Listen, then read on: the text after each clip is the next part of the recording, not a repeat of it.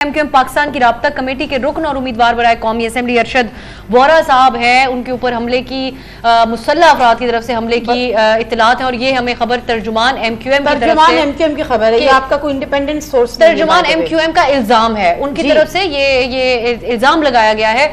और आमतौर पर नाजरीन इलेक्शन डे के दौरान इस किस्म की शिकवे शिकायत तो आते हैं, लेकिन आज क्योंकि अब राब्ते बहाल कुछ होना, बेशक फोन सर्विस नहीं खुली है लेकिन कुछ राब्ते जो हो पा रहे हैं उसमें तर्जुमान एमक्यूएम का ये बयान। और थोड़ी देर पहले जमात इस्लामी के कराची के अमीर का नादिया नकी साहिबा ने बताया था कि उन्होंने भी इस किस्म की शिकायत सामने रखी हैं। कुछ लोग हमें मैसेजेस के जरिए ये पैगामात उनके तर्जुमान भिजवा रहे हैं, कुछ सोशल मीडिया का रुख इख्तियार करें। जैसे महनाज अकबर अजीज साहिबा ने आज बताया कि दिन को दानियाल अजीज साहब जो मुस्लिम लीग नून के रहनुमा हैं, इलेक्शन आजाद तौर पे वो तो नहीं है, मैं ख्याल है उनको तो पार्टी शोकॉज हुआ था उनको, और अब मुझे नहीं पता कि उसका प्रोसेस आगे क्या हुआ अब, लेकिन खड़े वो इंडिपेंडेंट थे, मुंसलिक वो मुस्लिम लीग नून के से उसी के नाम से जाने जाते हैं।